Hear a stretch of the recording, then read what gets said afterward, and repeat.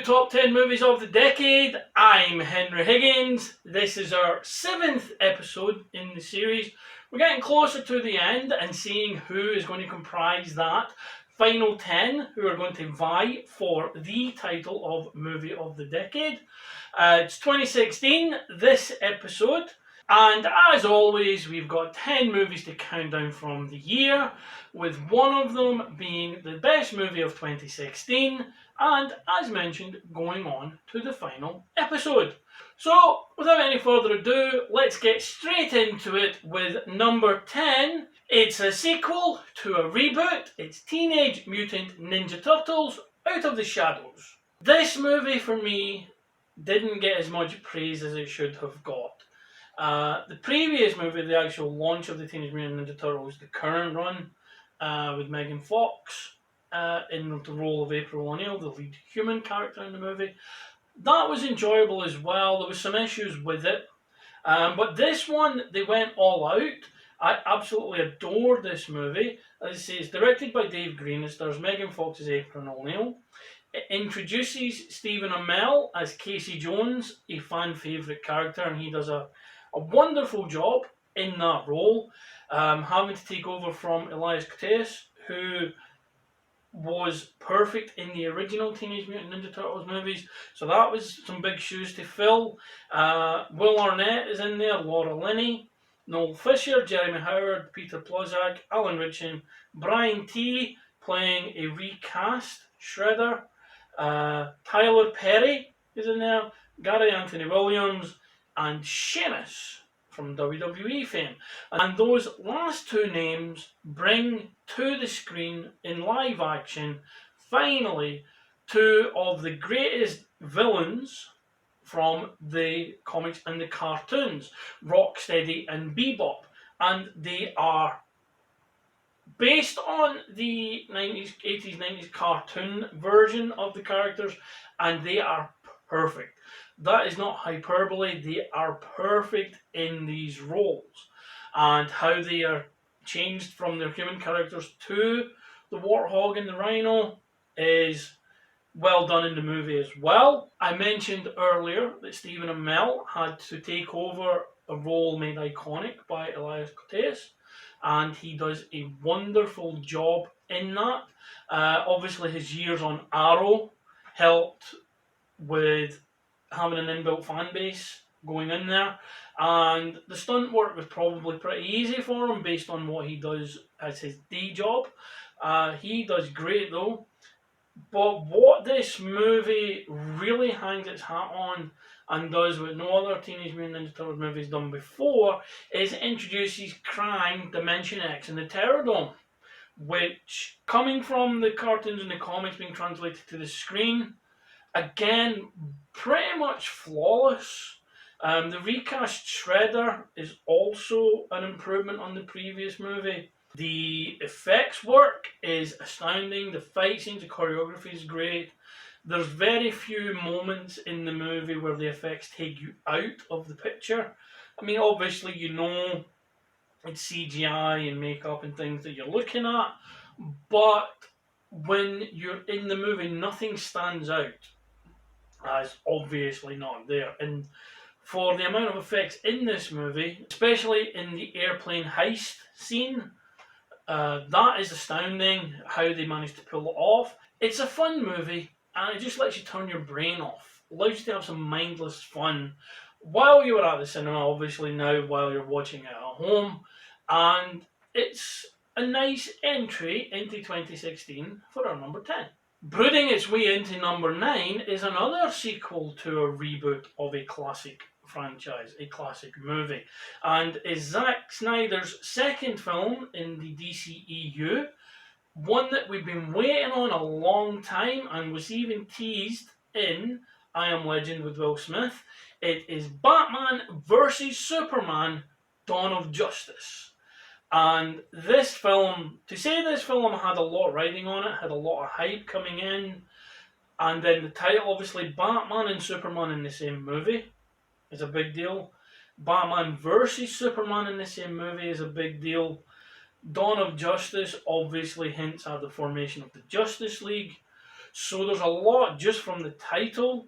Zack Snyder did an exemplary job in the director's chair, like he did with Man of Steel, which was featured earlier in the series.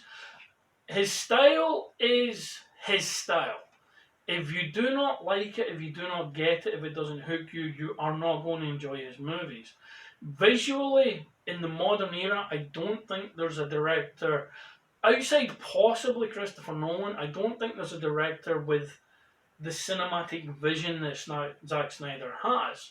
The way he uses slow-mo, the way he uses fast cuts, the way he choreographs fight scenes, the way he implements characters. His movies aren't just spectacle, they are characters in his movies as well, and character-driven elements. And this one, it brings back Henry Cavill as Kal-El, Clark, Superman, introduces Ben Affleck as this universe's version of Bruce Wayne and Batman. Jesse Eisenberg is in as Lex Luthor. Gal Gadot is in as Wonder Woman. Lawrence Fishburne returns as Perry White.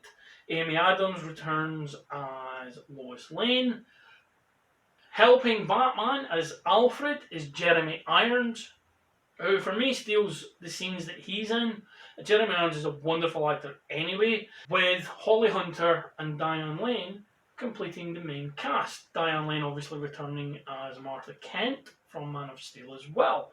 And why is this great? Why has this made the list? Well, first of all, and I touched upon it when I mentioned the title, it's Batman versus Superman, which we've never had before. We've had mentions and maybe hints of things, but we have never had the Batman and Superman in a live action movie before, never mind going against each other. Knowing that it was going to be playing off Dark Knight Returns as well, with the Batman v Superman fight, and that was also an exciting prospect. People didn't learn their lesson from before when Michael Keaton was cast as Batman, when Heath Ledger was cast as a Joker for The Dark Knight. When various people have been put in, they're going to be cast in these roles, you get people who automatically go against it based on the previous roles. And at the moment, Robert Pattinson's getting that for his soon-to-be turn as the Batman. So many comments saying, oh, we're going to get a sparkly Batman. Realising that A, Robert Pattinson himself doesn't sparkle in sunlight, and B, that was only one role of the many he's played, especially since Twilight. So with this, Ben Affleck was getting a lot of crap before the movie came out, and holy mother of fuck, is he amazing as Batman. He is, to me, he has been the best cinematic version of this character, and the best cinematic version of a Bruce Wayne, especially a grizzled, worn down Bruce Wayne who has seen friends turn enemies, friends die, sidekicks be killed. Specifically, one scene shows a Robin costume, which has spray paint of the Joker over it, obviously alluding to one of the Jokers. It was thought to be Jason Todd, but people have said, behind the scenes, people have said it's actually Tim Drake, but that will possibly be revealed in a later movie. Henry Cavill is Superman. He is also an amazing version of this character. And Gal Gadot as Wonder Woman is astoundingly good in the role. She's another one who was getting a load of crap when she was cast. She's too small, she's too skinny, she can't be an Amazonian warrior. And she made every single person who said something along those lines eat their words. She is phenomenal in the role. Not as universally appreciated was Jesse Eisenberg's version of Lex Luthor. He's quite polarizing, but for me, his hyperactivity in the scenes that he's in is a front. It's a facade to basically hide who he really is from the world.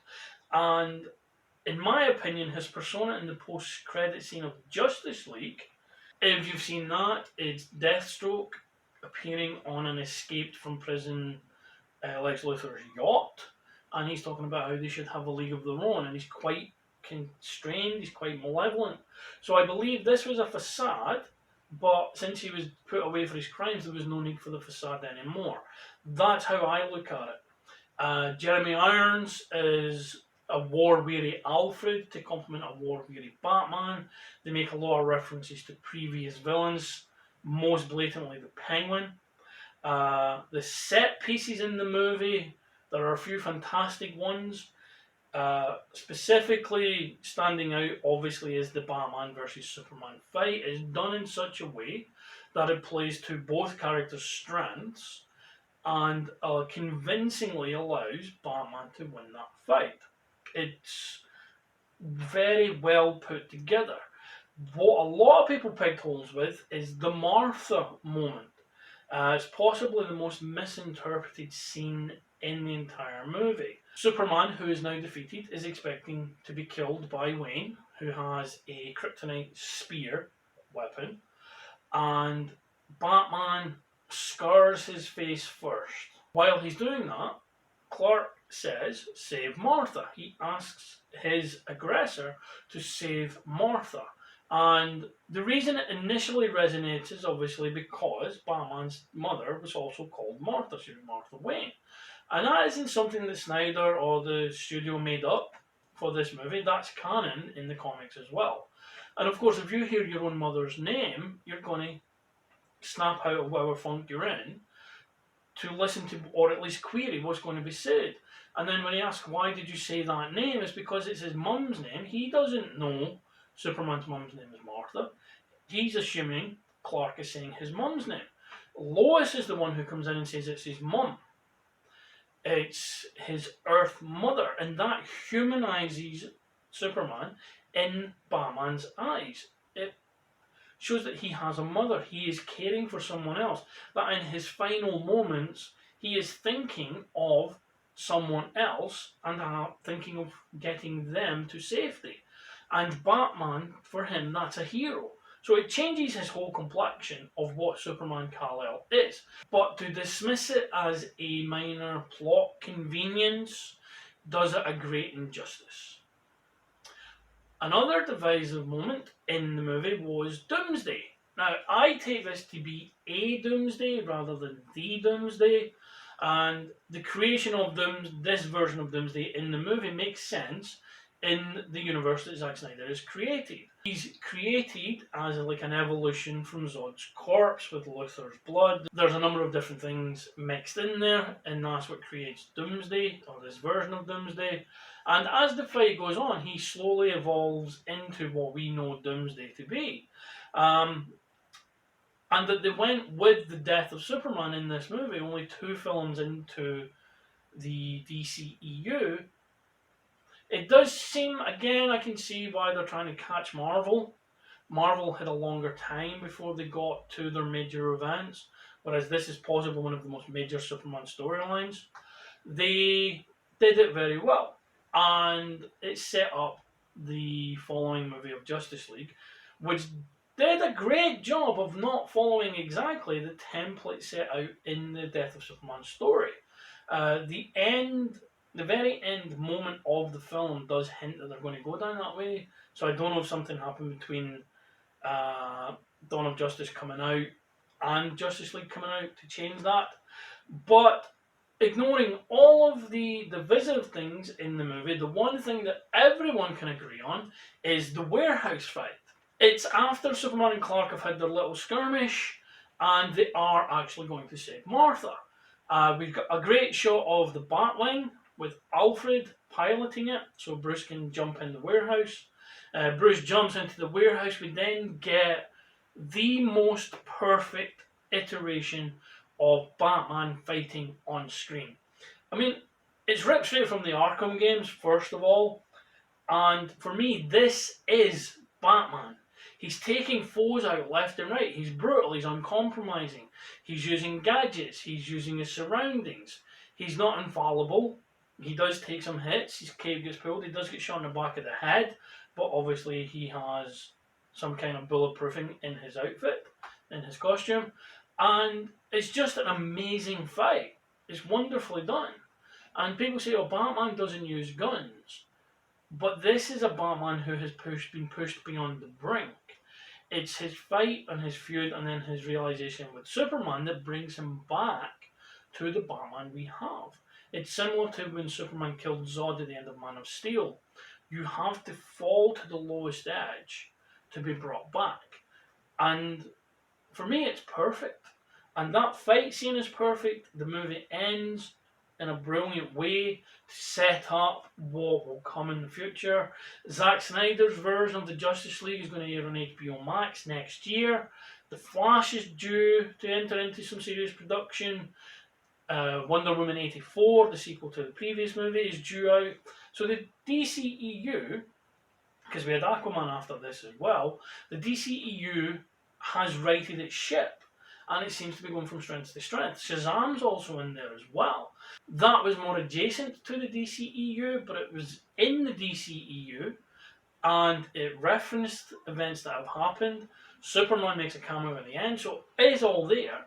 The DCEU also has Black Adam, with The Rock in the title role there. So it's not going anywhere. It's had some hiccups, and hopefully now we can progress forward. I do want to see a follow-up to Justice League. I hope the Zack Snyder cut is kept as canon, and we see where we go from there. But Batman v Superman, the other most hyped team-up movie in comic history, gets number 9. Firing in at number 8 is a film I am going to wager that very few of the people watching this have seen. It's from those awesome cats at Rooster Teeth. It's a film they did called Laser Team. It's directed by Matt Hullum. It stars Bernie Burns, Gavin Free, Michael Jones, Colton Dunn, Ali DeBerry, Alan Richardson. And again, as I say, it's a Rooster Teeth passion project. It did get a sequel, which I haven't actually got around to seeing yet. But with this one, I'm a huge fan of Rooster Teeth's content. So a full-scale movie was an exciting prospect. The effects for the budget of the film are pretty damn great. The performances are fun. For me, they play slightly exaggerated versions of their real-life personalities, which is fun as well. Obviously, as I say, it's exaggerated and in a different setting, but if you've ever watched the Rooster Teeth podcast, you'll see how much that they actually are very similar. The script itself is quite lean, so there's very little fluff to the film, and as much of a Rooster Teeth fan as I am, the expectations were kept relatively low because it was the first venture into a feature film. Too many, I'm looking at Saturday Night Live here for a lot of it, too many sketches that work in like a 3 to 5 minute setting fail to be successfully stretched over a 90-minute movie. This one exceeded all of those expectations in spades. The premise is pretty cool, that there's this suit being developed to fend off an alien invasion. It's designed for one champion to wear the suit. It ends up being, the 4 elements of it end up being worn by 4 different people who are not the champion, but the fight still has to go ahead. And that's it. That's your premise. It's played for laughs. It's played excellently. It's a very fun film. And as I say, very few will have seen it. Some of you will not even have heard of it. But I recommend you checking it out and experience what Rooster Teeth can do in a cinematic setting. And for us, it's in at number 8. Smashing its way into number 7, we are back into the comic book realm. We are doing another team up, this time the bad guys, as we go with David Ayer's Suicide Squad. This is also part of the DCEU. It does feature Ben Affleck's Batman in a short scene, which helps with the continuity. It stars Will Smith, Jared Leto, Margot Robbie, Joel Kinnaman, Cara Delevingne, Jai Courtney, Jay Hernandez, Adewale Akinmu Agbaje, Karen Fukuhara, Viola Davis, and Scott Eastwood. So that's quite an eclectic cast, quite a big cast. The Suicide Squad, if you're unfamiliar with the comics, they are officially known as Task Force X, but they're given the name the Suicide Squad because they have bombs implanted in the back of their head, and if they try and escape, the bomb goes off and they die.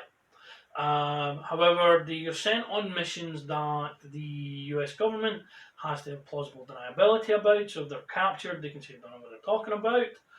And if they are successful in their mission, they get years commuted off their sentences. So it's worth them taking part. Margot Robbie stole the show and my heart as Harley Quinn. As you can see, there's a number of Harley Quinn figures dotted around. If you've seen any of the unboxing videos, you know there's been a few of them. She's been prominently featured in all of the videos of the series so far, as the little collection of mascots has grown through the series, and she instantly created an iconic character. Now, Harley was an iconic character anyway, based on the animated series and how many iterations of that there was with the Arkham games and such like as well. This is a definitive edition of the character, and she is astounding in the role. She had great fun as well. She loves playing Harley Quinn, and if you've seen Birds of Prey, which was one of the 4 movies we got to see at the cinema this year before things went to pot, she's magnificent in that as well, and so many different costumes. It's fantastic. I really liked Leto's version of the Joker as well. I know a lot of people didn't. But for me, it's his version. It's separate to all the previous incarnations. And Joker is a character that you could have 100 different actors play 100 different versions and still stay true to the spirit of the character, the essence of what the Joker is. And this version fit with what we were doing with the movie. The rest of the squad are great in the roles, with only Scott Eastwood seemingly being superfluous to everything. His character doesn't really have anything in the movie. I don't know if he was meant to have a bigger role. I don't know if they were going to do a follow-up and he would have a bigger role in that. We are getting a James Gunn version called The Suicide Squad, which is a reboot of the franchise, but it's not going to ignore the events of this movie. Cara Delevingne is surprisingly great in her role as June Moon Enchantress, and there's an amazing scene in the movie because Enchantress is venturing into the horror territory of the DCEU, and there's a scene of Enchantress being introduced by Amanda Waller, and it's June Moon sitting like this, or standing next to a table like this with her hand there, and then when Enchantress is invoked, Enchantress's hand comes up there and turns it around. It's so creepy. It just gets under your skin. It's such a quick little thing as well. It's just done so well in the movie, and it adds a nice little bit of horror to the thing. Diablo's final form is also awesomely rendered on screen. The generic bad guy goons, though, are pretty pathetic. To be honest, they put a black spot, no pun intended there, they put a black spot on the whole film. But we've had Avengers had essentially had faceless goons, Age of Ultron had faceless goons. This is just sticking to form. However, other elements really do add to the whole experience of the movie. I mean, Will Smith's good as Deadshot. He was so good as Deadshot that Idris Elba was cast to replace him because Will Smith had some scheduling conflicts, and then they realised that they would love Will Smith to come back as the character, so they have Idris Elba as someone else. They haven't said who Idris Elba is going to be yet, but he is going to be playing a different character. So Will Smith was so good that they would rather bring in a different character than recast him as Floyd Lawton. Suicide Squad is at its best when it's the character moments. The bar scene's a good example of that, when we get to know people, we get to know their backstories, and it's just a nice little calm before the storm type thing. It's not a perfect movie by any stretch. There are a good number of things wrong with it, but it gave us an iconic version of Harley Quinn that we're going to get for a long time. It gave us a great version of Deadshot, introduced Amanda Waller to live action movies. She had been in the Arrowverse. And the revolving door for characters in the Suicide Squad comics means that we can have so many different versions in the movies. if you go to the cast list for, or even the poster that James Gunn put up for The Suicide Squad, there are so many names there that you've got to imagine we're having a version of the Suicide Squad that all get killed off early to show the stakes like they did with Slipknot in this one. To show the stakes, then we get the actual version of the Suicide Squad for James Gunn's film, filling in, which will include Harley Quinn. The DCEU is a number of steps behind the MCU. The MCU is the blueprint for how to do this perfectly. The DCU stumbled, but it's definitely picking itself back up. And the Suicide Squad, for me, is a worthy number 7 on our countdown for 2016. However, it is followed by an MCU movie that did the team up and the versus things much better than the previous 2 comic book entries in the DCEU that we've seen. And this is the 3rd Captain America movie, Captain America Civil War, which effectively is Avengers 2.5, really. That's where it is, which is no bad thing. It's directed by Anthony and Joe Russo, who are amazing directors. That's why they were entrusted with the Infinity War and Endgame climaxes to the whole Infinity Saga. The movie obviously has a number of returning characters, so we've got, and again I'm going to read from here because there are so many. Chris Evans, Robert Downey Jr., Scarlett Johansson, Sebastian Stan, Anthony Mackie, Don Cheadle, Jeremy Renner. It introduces Chadwick Boseman as T'Challa, Black Panther. Paul Bettany returns as Vision, Elizabeth Olsen, Paul Rudd, Emily Van Camp as Sharon Carter, Tom Holland as Spider-Man, which was an amazing thing that we'll touch on in a second how that came around. Frank Grillo returns this time as a fully formed Crossbones. William Hurt returns for the first time since The Incredible Hulk as General Thunderbolt Ross. And Daniel Bruhl is a revelation as Helmut Zemo. The main villain of the movie, but one with such nuance that it stands out in comic book movies for how subtle and nuanced it is.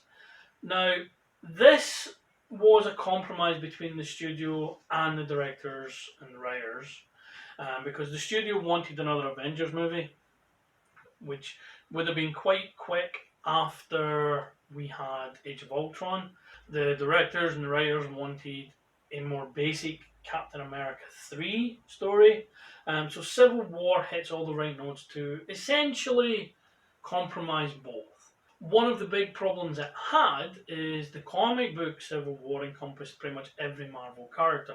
It deals with the Superhero Registration Act, which is all the superheroes are instructed to register with the government with their real name, so their alias, their civilian alias, with their powers and their weaknesses, and known affiliates, associates.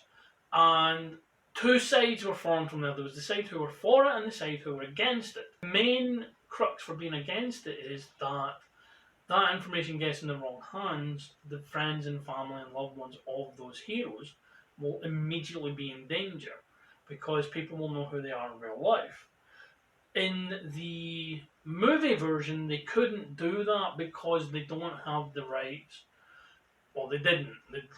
They do seem to have the rights to everyone now, but they didn't have the rights to the majority of the characters that were required for the top end of the Civil War story. So they've twisted it a little bit for the movie. They've taken the events of Sokovia, which is the end of Age of Ultron, when the Sokovia was taken into the sky and it was dropped, as Ultron wanted to drop it as a meteor to wipe out life on the planet. So they've called it the Sokovia Accords, and this time it's not registration, because in the MCU virtually no one has a secret identity. Spider-Man is the only one, at least at this point, who had a secret identity for his civilian persona. So that aspect wouldn't work. So what they've done instead is it's registering with the government to be government assets, and they're only employed when the government says so. So if a crisis like the Age of Ultron thing happened again, the Avengers wouldn't act until the government, the US military, said it was okay to act. So some of them are for this kind of ultimate oversight. Tony Stark specifically, because he is reminded of what he has done in the past. Uh, Captain America and his side are against it because he's seen what happens with totalitarian control and things along those nature, and not being able to just help someone immediately goes against everything he stands for. What sped this up was there was a battle in Africa at the beginning of the movie where Crossbones is doing some things, and he's captured, but he tries to take out Cap with a suicide bomb. Wanda puts an energy shield around him, so the bomb does explode, but it's contained. She then tries to shoot it off, but it doesn't go high enough, and it blows up and destroys a building and kills a number of people. So that sets us up, and the size that the characters choose in the film makes sense when looking at their respective arcs leading up to this point. Daniel Brühl is excellent as Zemo, as I said, and his motivations and actions are sympathetic and understandable, even if we can't fully justify his methods. There are a number of touching scenes with him, particularly his final scenes with T'Challa. And it's interesting that this is a villain who isn't superpowered. He isn't a reflection of the heroes, like a dark reflection, like a lot of villains are. And he brings such a humanity to the role of a villain in a Marvel MCU movie.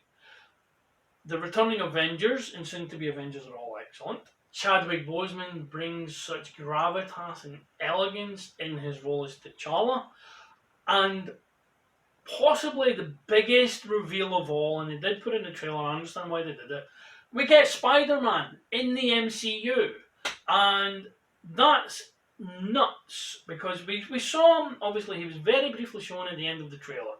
That was the hook to get you to go and see the movie. So everyone was excited for the introduction of him to the MCU anyway. But not even the most optimistic fan could fathom how amazing, pun fully intended this time, how amazing Spider-Man would be in the movie, and how amazing Tom Holland would be in the role of Peter Parker's Spider-Man. Everything is just fantastic. The chemistry he has with Robert Downey Jr. is off the charts. It's also, he has chemistry with other characters in the film as well, and you get the sense, you know, he is a kid, and the other characters know he is just a kid, and even though he's on the opposite side of Captain America gives him some props at one point in the movie, which really helps establish the character. As for the sequences in the movie, the opening fight against Crossbones and his gang is a great way to set up the need for the Sokovia Accords. And that's a really great fight scene as well, showing that the Avengers have become this well-oiled team working together. Hulk isn't in the movie. He disappeared at the end of Age of Ultron. He flew off in one of the Quinjets. And at this point, we don't know where he is. We obviously know now where he ended up, but at this point, we don't know where he is. Thor is also not in the movie, and the main reason given by the writers is that some characters were just too powerful to have in the film, and Thor is one of them. So, the cast that we have the opening fight is fantastic. The airport fight scene is so epic in scale at this point in the MCU. It's not on a par with what's in the comics for obvious reasons, and it is superseded in spectacle by the Infinity War and Endgame climactic battles, but it still stands out as an awesome fight scene overall, and it does a really great job of showing the dynamic. And we're seeing these heroes fight each other for the first time in a proper battle. Obviously, War Machine, before he was War Machine, Rhodey fought Tony Stark in Iron Man suits in the second Iron Man movie, but this is the first time established everyone is just having at it, and it makes sense for why they're doing it, and that is all eclipsed by the finale. We turn up, and during the movie we find out that the Winter Soldier killed Tony Stark's mom and dad. That's the big revelation, and that's what That's the big revelation, and that's what Baron Zemo is hoping will divide the Avengers.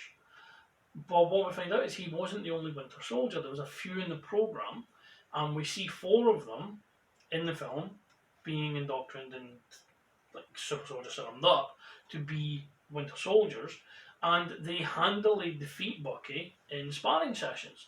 So we're led to believe that that's obviously going to be the climactic battle. We're going to have the Civil War fight, but then they're going to have to come together because the 4 bad Winter Soldiers are going to turn up, and it's going to take the combined might to defeat them. They subvert that completely because when we get to the compound where they are, Zemo's already killed them. So that sweeps that rug out from under us. Then we see that Tony Stark is being shown the footage of his parents being killed by Bucky. We find out then that Steve Rogers knew but didn't tell. We find out that Steve Rogers knew but didn't tell Tony. Their rift increases, and eventually ends up Tony's going to try and kill the Winter Soldier because he killed his mom. They end up having this awesome 2-on-1 fight between Bucky, Cap versus Iron Man. The comic panel where it's Iron Man doing his blast against Cap's shield is translated to the screen perfectly. Isn't even justification for this. If art could be utopia, this is it. How they translated that to the screen. Cinema once said that there's never been a comic book panel brought to life so well, and I completely agree with that. The 2-on-1 fight itself is riveting. How it ends is heartbreaking. And it's the first movie where the villain actually wins. Yeah, he gets captured instead of being able to kill himself thanks to T'Challa forgiving him for killing his father. But the villain won. The Avengers are gone. The Avengers are fractured. They're split up. They are spread to the wind. Captain America's in the wild. And the Avengers are no more. And that's how the movie ends. So the fact that the villain wins is astounding. It also set up why the heroes were all over the place when Thanos comes in Infinity War. And for that reason, it is one of the better movies. It's not the best Captain America movie, that was Winter Soldier. It's not the best MCU movie, because I believe that was possibly Winter Soldier as well. However, the Infinity War movies and Thor Ragnarok obviously have high shouts for that as well. But Captain America Civil War is an astounding accomplishment, especially with the restrictions they had then. I would love to see a version now, since Marvel have access to the Fox library of characters, so they could expand on it so much. However, what we got was fantastic, and Captain America Civil War is a worthy number 6 in this countdown. The countdown goes from a massive spectacle at number 6 to possibly the most intimate movie on the whole list, not just this year, of any year. It's essentially a 3-parter. It's 10 Cloverfield Lane. This is directed by Dan Trachtenberg, and as I say, essentially it's a 3-parter. For the most part, there's only 3 cast members in the movie. John Goodman, Mary Elizabeth Winstead, and John Gallagher Jr. Mary Elizabeth Winstead making another appearance in the list. She's featured before. And it's an inversion of what we had with Cloverfield. It is linked ever so slightly. What J.J. Abrams is doing with the overall Cloverfield universe is showing different aspects of it.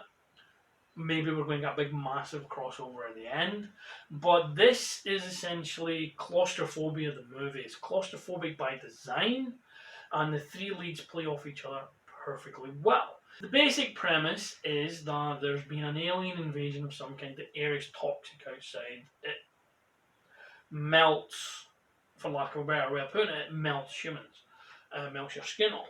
So John Goodman's character has this bunker, and essentially he's down there. Mary Elizabeth Winstead is in a car crash, and John Goodman's character takes her down to the bunker and explains to her what's actually going on. The movie then switches to one of paranoia, but they seem to be getting along, but then some things don't add up and suddenly paranoia creeps in. The Paranoia itself is expertly cranked up thanks to a superb script and the performances. John Goodman is terrifying in his role as Howard, who works for the company whose satellite crashed in the original Cloverfield to awaken the monster. There's your link. While Mary Elizabeth Winstead is very vulnerable in her role as Michelle, and her arc is really well paced over the runtime of the film. The movie eschews the found footage of Cloverfield and the monster itself. It's a different movie altogether, but one that is definitely taking place in the same universe as the first one. The open-ended climax leaves things hanging for a potential sequel here. We did get the Cloverfield paradox, which is more closely linked in the end to the Cloverfield saga. Cloverfield Paradox is also a movie I enjoyed. With the way this one is, any potential fourth movie could be just a return to this setting. It could combine everything together to show how it's all linked. They could extend it even further. But ignoring that, if you take it even as a standalone, this is a masterpiece of small scale cinema. It has its moments, it does have some action scenes, particularly towards the end, but it is essentially a character piece, and for that it is virtually flawless, and it takes our number 5 spot for 2016. Just missing out on a podium place for this year, we are back in the MCU, this time another origin story introducing a new character, one that had a number of different people up to play him. It's Benedict Cumberbatch as the titular Doctor Strange. And this is directed by Scott Derrickson. Again, the MCU have had a wonderful way of bringing in directors and letting them have fun with what they can do while keeping the overall tone across the MCU consistent. Benedict Cumberbatch is brought in as Stephen Strange, who becomes the master of the mystical arts. Chiwetel Ejiofor as Baron Mordo. Mads Mikkelsen, Tilda Swinton, Benedict Wong, Rachel McAdams is in here, Benjamin Bratt, and Scott Adkins. What made this stand out, it was, and the MCU has done a great job of this across the entire board, we had Iron Man introduce the MCU as a whole, we had Thor introduce the otherworldly elements of the MCU. We had the Guardians of the Galaxy introduce the cosmic side of the MCU, and Doctor Strange introduces the magical side of the MCU. The MCU has also done a wonderful job of introducing characters who aren't well known to the general viewing public and making them iconic characters in the pop culture zeitgeist. And for a casual audience who probably has no inkling and familiarity with them, it turns them into household names like Iron Man, Ant-Man, Ant-Man and the Guardians of the Galaxy, just to name a few. So it does a great job here of introducing Doctor Strange, the Ancient One, Dormammu, the mystical side, the magical side of the MCU, and bringing that to the fore. The casting is on point. Everyone is fantastic in their roles. Mads Mikkelsen is always great value. He's always fun to watch. Can be terrifying at times. In this is Caecilius. In the comics, he's a minor villain. He does a great job with what he's given in the movie. The effects work is astounding. Especially as I say, it's mystical, the mirror version, so many elements being put together. It's a great script. They combine to an amazing effect. Cargill, someone I follow on Twitter, is one of the scriptwriters of the movie. He's a great guy, give him a follow. And he does a wonderful job with his co-writers and Scott Derrickson in putting this thing together. The explanation for magic and sorcery ties in with Thor's explanation of what magic is when he was speaking about it to Jane Foster in his first movie. And it's a quote, Arthur C. Clarke said the same thing, any technology advanced enough, shown to a more primitive species, a more primitive race, will consider it magic. Even something simple as a pocket lighter You go somewhere where they've never seen that before, and suddenly you're creating fire in your hand. To them, that's magic. So this is what this is as well. The fight scenes are trippy as balls in this film, and it's done in such a way that you never lose sight of what's going on, but you can tell there's a world that you didn't know existed. It's a perfect introduction to the darker side of the MCU, the mystical side, as we were saying. Tilda Swinton is stunning in her role as the Ancient One, which in the comics is traditionally a male role, but she does a great job of making it androgynous and ambiguous. Everything about the Ancient One works on the screen to set up Stephen Strange to become the Sorcerer Supreme. It also does a great job of setting up Baron Mordo to be a villain down the line. Introduces Dormammu as a major spiritual threat, which could lead to Mephisto down the line as well, and Nightmare and a few other villains like that. Plus also hero characters like Ghost Rider. All them are kind of linked together. And it's just a great film. It introduces another character wonderfully well, one who has stayed the test of time through the rest of the MCU. And as another origin story, it did a good job of having the villain not be an immediate antithesis to the hero, but also have a way that the villain, Dormammu, the main villain of the movie, the final villain of the movie, Doctor Strange can't beat him at all. But he can make it to the point that Dormammu cannot escape the predicament they're in. So every time he kills Stephen Strange, he appears again. And they don't make any mention of how many times Dormammu was in this loop, but it's considered through gossip and various other things that I've seen behind the scenes that it was in the thousands, which is why the time loop worked and why the bargain worked. With the Time Stone no longer being part of the MCU at this point in time, it still existed previously, but at this point in time, the Time Stone no longer exists. Will the bargain they made with Dormammu hold now that he knows he can't be put in a time loop again? Time will see when we get Doctor Strange in the Multiverse of Madness. But for now, the first Doctor Strange movie is number 4. Popping in at number 3 is a spin-off. And I believe this is the first cinematic spin-off for Star Wars, and it's the sublime Rogue One. Or to give it its full title, Rogue One: A Star Wars Story. The plan here was to have main canon movies, or main series movies, then in between them, so on and off for a year, we would have these splintered side stories, which we got with Rogue One and we also got with Solo. One worked really well, one wasn't as well received. Rogue One is universally considered to be one of the best Star Wars movies ever. It stars Felicity Jones, Diego Luna, Ben Mendelsohn, who's always great, Donnie Yen, Mads Mikkelsen making another appearance, Alan Tudyk, Jiang Wen, and Forrest Whitaker, who has also had multiple appearances in the list. I believe, though, this is the first time with Mads Mikkelsen that someone has appeared in 2 movies in a row. The film was directed by Gareth Edwards, who also did the Godzilla reboot that featured in a previous episode. And what makes this so special is it's essentially the opening crawl from A New Hope as a movie.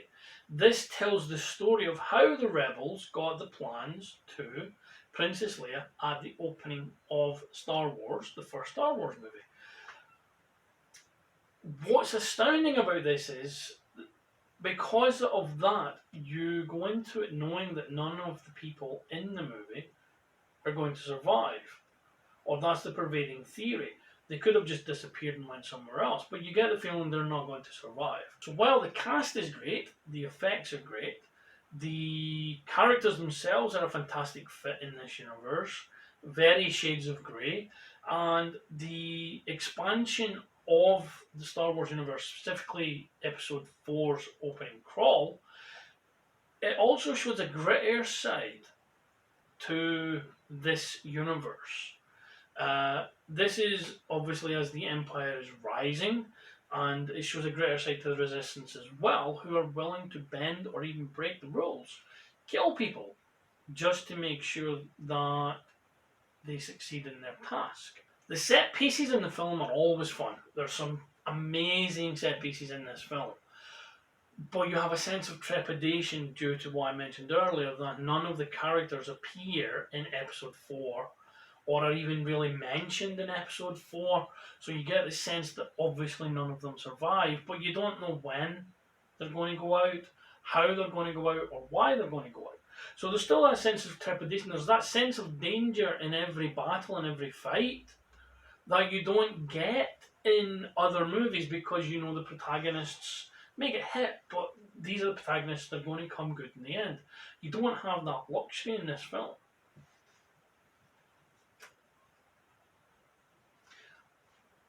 And that's just down to the chronology. You know that this leads into the start of episode 4. What is really good about it, and I'm going to use a pun I've used before, this and everything in this and the tie-ins to Star Wars, nothing feels forced into the movie to make room for something else and to make room for something that will appear in the future. Everything makes sense canonically. Everything makes sense for the characters. You get to feel for these characters. Felicity Jones is wonderful in the lead role. Diego Luna is great as well.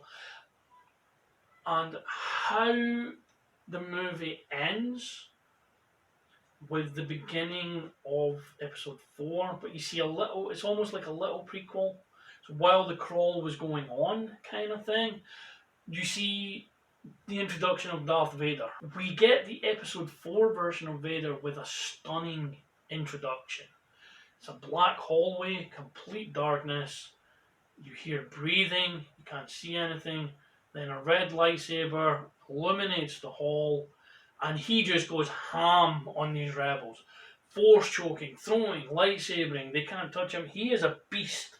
This version of Vader is an absolute unit. He just mows through everything until the plans do eventually get into the hands of a young Princess Leia, who is portrayed through CGI, de-aging CGI. It does have a slight uncanny valley to it, but they do a good job of it, with one of the nicer moments being that simply because Carrie Fisher had not long passed away when this movie came out. So just to see her on screen again was nice. It was a nice touch.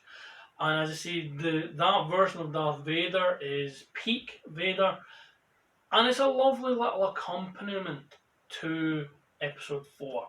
You could easily watch this in episode 4 as a double bill. That's how good it is. They're both on a par with each other, I believe, and worthy of the bronze medal position for 2016 is Rogue One.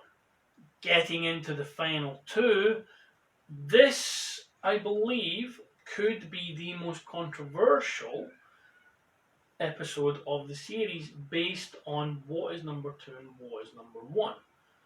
In at number 2 is another comic book hero set in the Fox universe. We have seen this character before. We saw him in X-Men Origins. However, this is his first standalone movie, and it's Ryan Reynolds bringing us the absolutely amazing fourth wall breaking Merc with the mouth, Deadpool. It's directed by Tim Miller, stars Ryan Reynolds in the title role.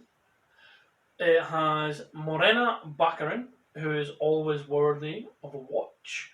It has Ed Skrein, TJ Miller, Gina Carano, introduces us to Brianna Hildebrand, Stefan Kapitschik, Andre Tricato, and Leslie Uggams as Blind Al. This film was a labour of love, and it's an example of how dedication and motivation can lead to success. Ryan Reynolds is Deadpool. His turn in X-Men Origins Wolverine, pre-breakup of the team, so like in the after the montage opening credits of all the wars, the actual original attack to find the adamantium with the team together, and that version of Deadpool was pre all these problems. He was perfect in that. That was a fun version of Wade Wilson. This, however, is the perfect version of Deadpool, and seeing it on screen, seeing it played by Ryan Reynolds, seeing it played at the perfect tone, with the perfect level of gratuitous violence, Everything about it just works. What's really well done, and what can in some movies can get annoying, is the fourth wall breaks themselves. They're used to explain away potential plot holes. That's done really well. They're also used to create asides. The fourth wall breaks, such as when Colossus is going to take him to see Professor X. He asks which one, Stewart or McAvoy. That's a lovely touch. Morena Baccarin isn't a damsel in distress and holds her own. Ed Skrein is fine as Ajax, also known as Francis, while the choice of supporting characters is quite inspired. Brianna Hildebrand is a revelation as Negasonic Teenage Warhead, which is a character I guarantee you 99% of the people when this movie came out had no idea who she was. How she's done on screen is a little different to her comic book counterpart, but how she's done on screen is wonderful. She plays the snark so well. And in the film, she has a number of scenes as well, but in the film, the fight scenes really earn the R rating. One of the scenes we get in the movie is the proof of concept scene that Ryan Reynolds financed and produced to show that a Deadpool movie would work. Seeing that fully realised is the opening scene of the movie is brilliant. We got a fourth wall break straight away. We know what we're getting. The fact that it's done in an R rating, because not all films need an R rating. This one, I believe, did. PG-13 films can work just as well, but certain characters, I would say Wolverine, if you've seen Logan especially, Deadpool, Punisher, and possibly Daredevil work much better in an R-rated environment. They just work better when the envelope can be pushed beyond the PG-13 rating. But I would say some PG-13 movies are fantastic as well. But Deadpool needed his R rating. Everything about it is just excellent. It's what a Deadpool movie should have been. It's what the characters should have been. All the other characters are astounding. Colossus is amazing. He's basically in his metal form the whole movie. Everything is just awesome. Ryan Reynolds is Deadpool, and Deadpool is our number 2. And the number 1 spot is taken by an animated film that both Josh and I absolutely adored. It's the astoundingly good Zootopia. And I can already feel fists being clenched, teeth being gnashed, things being thrown at the screen. How can Zootopia be higher than Deadpool? How can it be higher than some of the other movies on the list? The simple fact is, this is a movie that Josh and I absolutely adored. This is also a movie that I got a kick out of seeing Josh happy in the cinema. I love my son. I love seeing him happy, and when he's happy, I'm happy. There's the expectation thing. It's the enjoyment at the time. I knew going in I was going to love Deadpool. I knew that. I knew from the concept trailer that they did. I knew from the casting and the trailer that eventually came out, and I knew I was going to love the movie. Zootopia came from virtually nowhere. I hadn't seen any trailers. I just went and saw it, and it's directed by Byron Howard and Rich Moore. It stars Jennifer Goodwin from Once Upon a Time, Jason Bateman, Idris Elba, Jenny Slate, Nate Torrance, Bonnie Hunt, Don Lake, Tommy Chong, J.K. Simmons, Octavio Spencer, and Alan Tudyk making another appearance in the list. And as I put in my notes here, I flipped and flopped over whether this or Deadpool was going to top the list.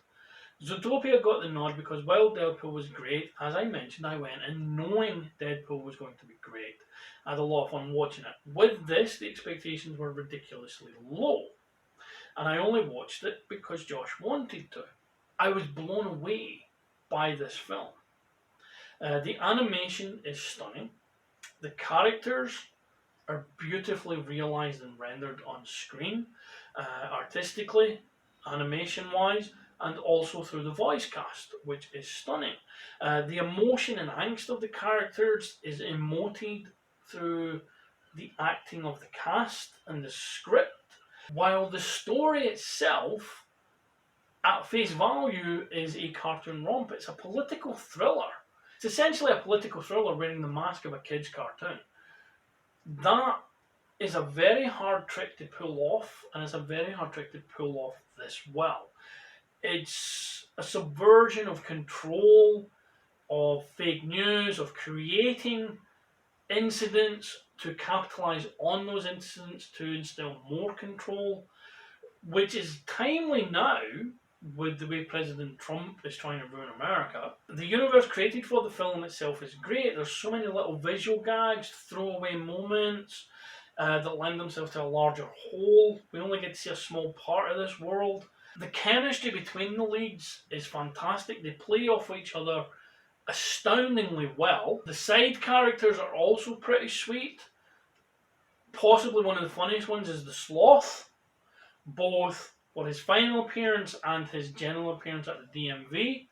And I, for one, did not expect a funny animated comedy / political thriller with cute animals to be the best movie of 2016. But here we are.